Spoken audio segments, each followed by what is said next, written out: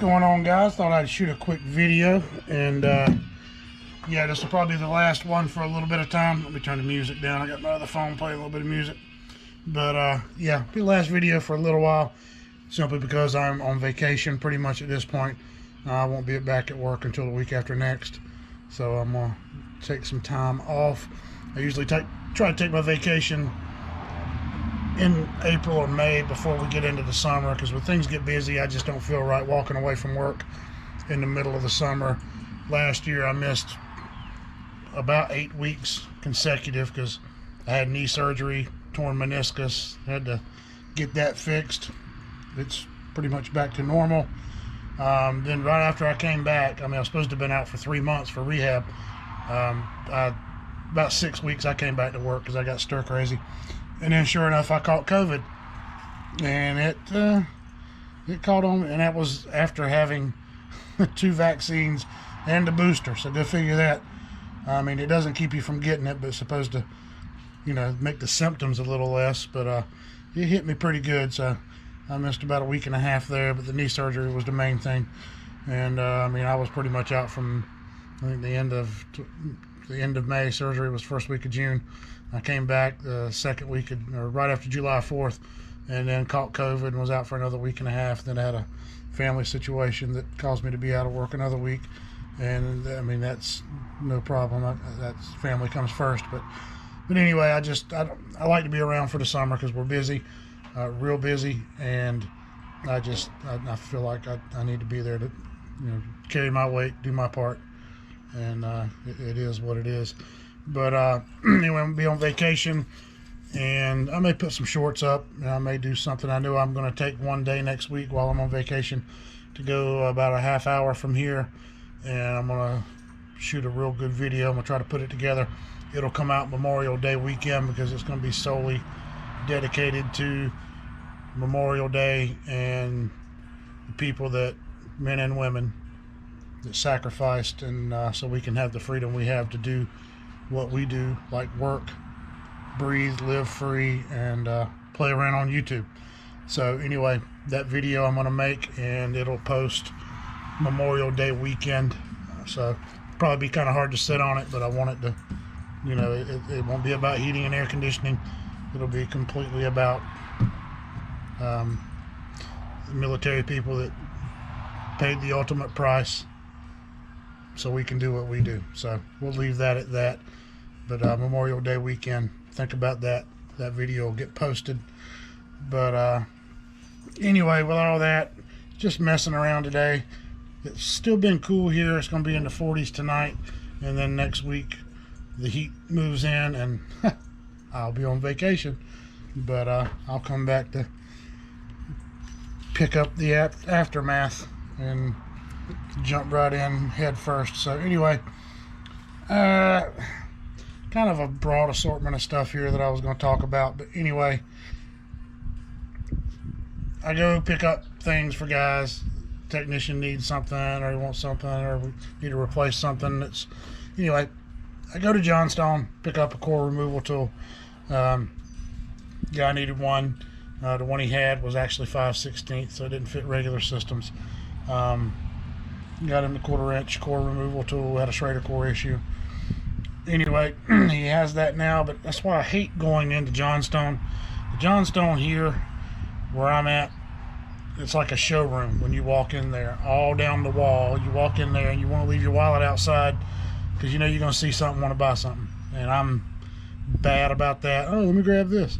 So anyway, and that's kind of what some of this stuff is. But I got these Bosch manuals that they had laid out, kind of books about Bosch, little information. I figured I'd pick it up and look at it and read it, and there's some good information in it. They're a Bosch dealer, or at least here anyway. I know other locations have different companies that deal out different equipment, but you know, it's not bad. It's not horrible equipment, at least the outdoor unit part of it. Their problem is the indoor equipment that they're connecting it to, and the fact that it's not communicating. If they can fix that problem, this probably wouldn't be a bad system to have. And it's like right here, they got the 15 seer, or the IDS Lite 15, and it specifically tells you the indoor unit is a fixed speed air handler. That doesn't do you any good with an inverter, not with what we're trying to do with them, not with what they're truly meant to accomplish. And even when you get up to the 20 SEER, 18 SEER plus, and the premium, it's a 2-stage constant torque ECM motor. So I mean, was that X13? I don't know. Doesn't have a lot of details in here, but it's I don't know. And even back here, there's a section that talks about the dip switches and some of the things you do. And SW4 function, dip switch 4 function. Default is off position. System uses the default target coil temperatures. 4 degrees in cooling, decreases the coil temperature by 4 in heating. Reason to change that dip switch from default: recommended to be used only as needed as a result of customer expectations and or performance, i.e. not getting enough capacity or not dehumidifying well enough. There you go. And if you look back in here at the back, and they show you different wiring diagrams. Yeah, they got an app. Big deal. Everybody's got an app these days. All these wiring diagrams with their different thermostats and controls, they're all 24 volt controlled. And you got a Y1 and that's it. And in a certain situation, you got a Y1 and a Y2. So there's only 2 separate stages available to you with your airflow, and airflow plays a big part in the dehumidification, and that's where Trane comes in. If Bosch could fix their issue with a variable speed air handler that communicates, they can compete with the Trane. There's no doubt in my mind. You know, I mean, they've got to build their reputation. You got to be around a while. You got to have this stuff out a while. It's got to be time tested. But that's the thing about the Trane, is the thermostat does not control the airflow. The air handler does not control the airflow. That Trane XV system is a communicating system. The outdoor unit controls the airflow. As that compressor in that outdoor unit in the XV system is modulating from 30% up to 100%, it's simultaneously telling the indoor blower to match that compressor speed. So that unit, it comes on a hot day early in the morning and it runs all day long, the XV. And it's just doing the minimum needed to match the current load situation. It's always doing a minimal amount of dehumidification and heat removal based on what the demand is on the system. And I got to tell you, I've yet to be to a house in the 7-8 years we've been putting those systems in. I've yet to go to a house when it's 95 degrees outside and see a system at 3 o'clock in the afternoon, 95 degrees outside, running at 100%, maybe 60, depending on how cold the homeowner's trying to keep the house. But it's just minimally, it's always doing heat removal and moisture removal at all times. But that outdoor unit tells that blower inside, we're going up, we're going down, we're going up, we're going down. And it's doing I mean, it's like walking into a meat locker in some of the houses when you go into them, because it's so dry in there, it's so comfortable. Homeowners don't even, they got rid of their old system that they had to keep the thing set at 70 or 68, 69 degrees to keep it comfortable in the house, because it did a crappy job with dehumidification. They put an XV system in, and now they're running that thing at 73 degrees inside, because it's so much drier, it feels so much better in the house that they don't have to run it as hard. So if they could get an indoor air handler, make it fully communicating, and allow that outdoor unit to tell that blower, that variable speed blower, to run at the speed it needs it to run at for the capacity on the system, they'd have their problem solved. So we'll see if it happens. I'm not shitting on them, but the outdoor unit may be fine, but if you're not going to have something moving and delivering your air to match what that condenser or that outdoor unit's trying to do, it's just going to be out of whack. And that's why they tell you the dip switch may be needed because the homeowner is going to complain about humidity or performance. So that's what that is. I grabbed that out of there. I've looked through it. I'll read over it a little bit more, and at some point it'll end up being just paper I'm going to use to roll up and light the fire pit in the backyard through the summer. So anyway, next thing is going in. Like I said, I go into Johnstone, I look at stuff, and I'm in there. I'll go in there to pick up something for one of my guys, and then I'm looking around. And I didn't leave my wallet in the truck. I brought it in with me, so that's already the bad decision as it is. But picked up the catalog, and I pick up little things. So I went in there today to get the Schrader core tool for the guy, and I'm over there looking around. I'm like, okay, I see stuff. I saw this. Now this, I don't know if I blame Johnstone or I blame Ted Cook for this, but changing reversing valves. Usually if I change a reversing valve, sweating them out is a pain in the ass. So I typically will take a set of channel locks, and where each pipe comes off the valve, I'll kind of crimp it down a little bit, and I'll take metal snips, sheet metal snips, and just cut through the copper and then sweat off the pieces once I get the valve out of the way. Ted was talking on a video about last week or so about the cable, using the cable cutters to actually do that. So I never thought about that. These are Kleins. So Ted, reach out to Klein, see if they can give you a commission check for 10-15 cents for me buying these. But anyway, reaching around that pipe and just cutting it with cable cutters. So I'm gonna try them. I'd rather not be replacing a reversing valve, but I'm gonna try that and see how it fits. So basically with a reversing valve, you got your liquid line coming in the bottom, your discharge, and you got your 3 suction lines and discharge on how it reroutes through the reversing valve.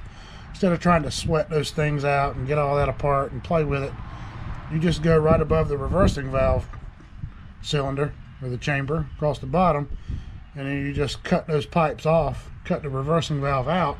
Once it's out of the way, you sweat off your pieces, and once you get those pieces off, put my hand down here where you can see it, once you get your pieces off, then you can set your new reversing valve back in and slide them. So I've been crimping them down with channel locks and then using sheet metal snips to cut through the copper and cut the valve out.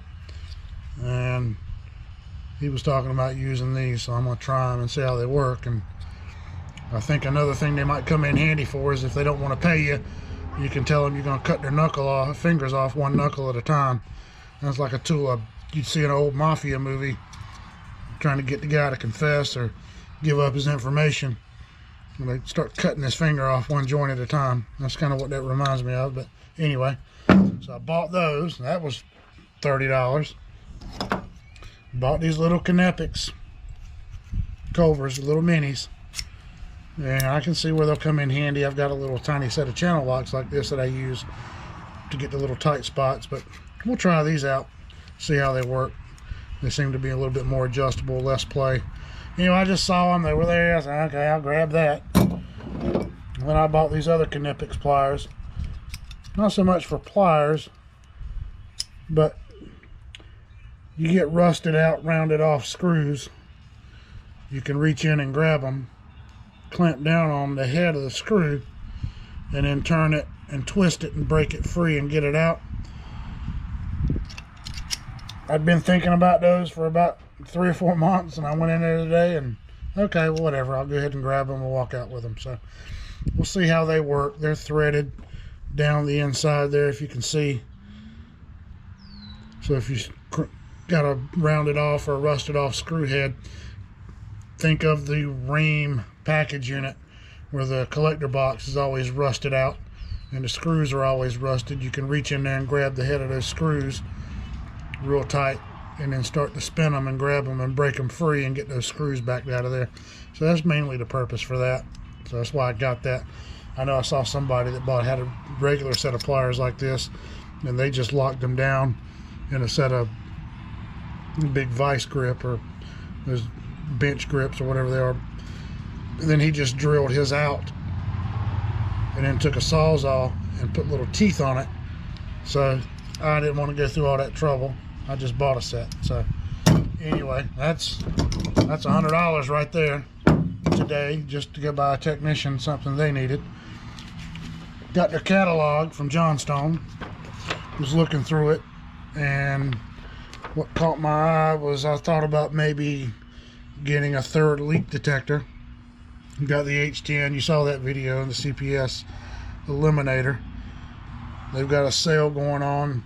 I can get the DR58, $294. That's about $30 less than some places I was seeing it online.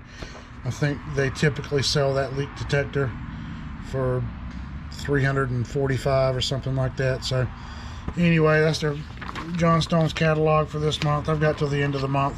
I almost bought it today, but I thought, well, let me just wait and think about it. So I may or may not, but chances are I may go back there tomorrow or when I come back off vacation and get that new leak detector and try it out. Like I said, it's the field piece DR. I'm not going to get the infrared. I just don't care a whole lot about that. And plus, it's like another almost $200 more. But I'm going to try that DR58, more than likely end up picking that up. So that's what happens. You go in, I got a blanket, turbo torch blanket for brazing. If you want to shield some things, one of those, heat blanket for the torches. Never used one before. Usually I keep a piece of sheet metal actually under the front seat, and if I need to make a barrier or block my flame or do something, I'll circle that thing in there and slide it. But I figured I'd try one of these, so I got that. Somebody else asked me about fuse poppers. That video I did the other day about the shorts, about me using the short pro tool, and do I use a 3 amp or a 5 amp little popper? And the 5 amp little popper is pretty much worthless. All you need is the 3. Most everything's going to have a 5 or a 3 amp fuse. If it blows the 5 amp fuse, it's going to blow the 3 amp, and it's going to trip this thing anyway. So there's no really any other reason to have anything other than a 3 amp little popper. A 5 amp short will pop it, a 3 amp short will pop it. So just get the 3 amp little popper. But I just like the short pro tool. I like that light on the end. If you watch the video, you'll see that. I like the fact that it has alligator clips. So where the little popper, you just got the pieces where you slide it into where your fuse plugged into.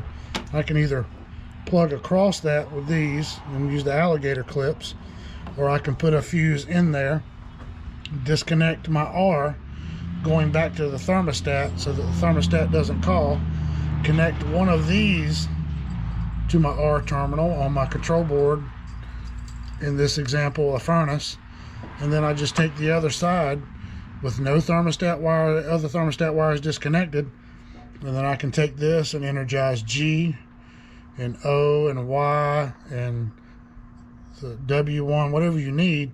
When it finds the circuit with the short, it'll open. There's an internal fuse in this thing that'll open, and the light will come on. Now I know which circuit my short's in.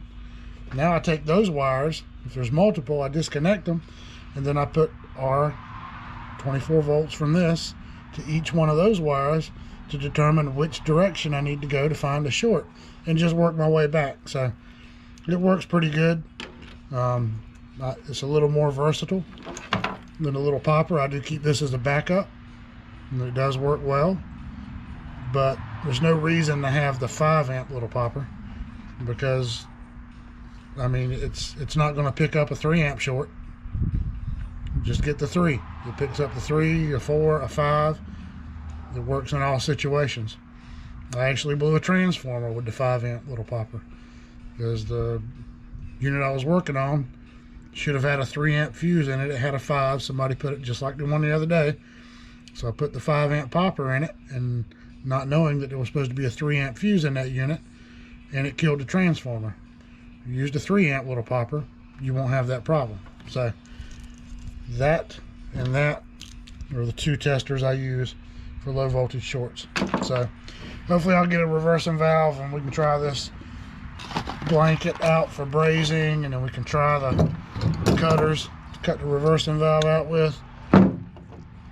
But that's what as I go pick up stuff for the guys, and then I'm in there, and next thing I know, I've bought something for one of the guys, and then I've spent $100, $150 of my own money buying odd and end little stuff. But Johnstone's got their sale going on, and look, this Milwaukee, the damn press tool kit for the Milwaukee. Look at that. That thing's $2,500. $2,500. Fittings, $4, $12, $16. It's just a 3/4 coupling is $12. Guys, I'm swedging it, and I'm getting my torches out, and I'm brazing. More power to you.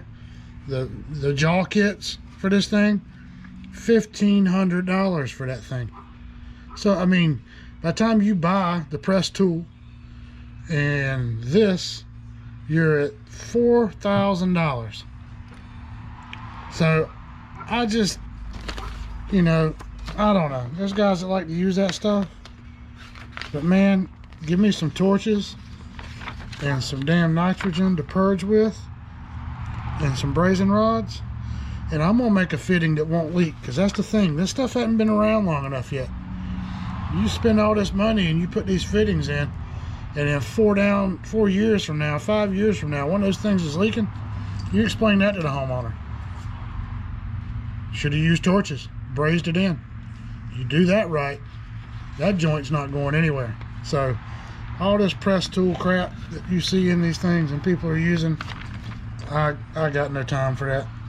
I'm gonna do it with the time tested methods that have worked for years and years and years and cost a lot less than $4,000. I get a torch kit, what, $400?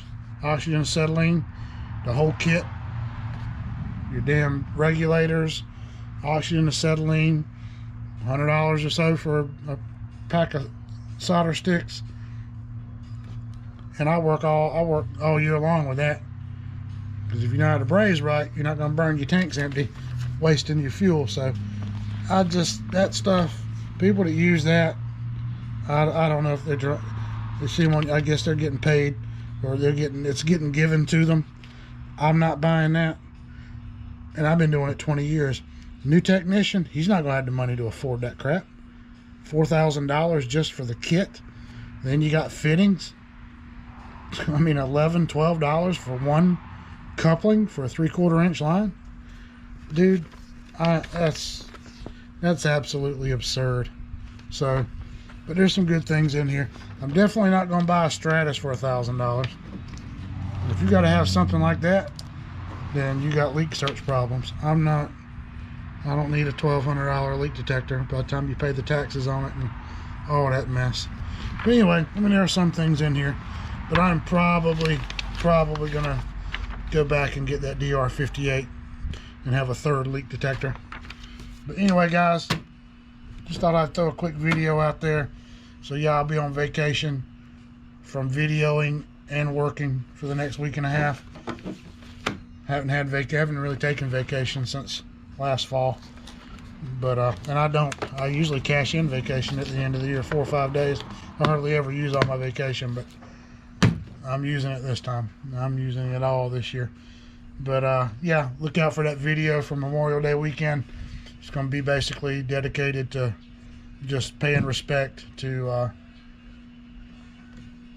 men and women that have paid the price for our freedom. So appreciate you guys watching. Maybe this drug out a little bit longer than I wanted it to. I don't know. But yeah, guys, be careful. You go in, you buy stuff, and I don't know. I'll use this probably, and that. I just thought, okay, I'll go ahead and get it. So anyway, thanks for watching, guys. Like, subscribe, and you guys have fun next week. I'm gonna be on vacation, and see you in a couple of weeks. Stay safe.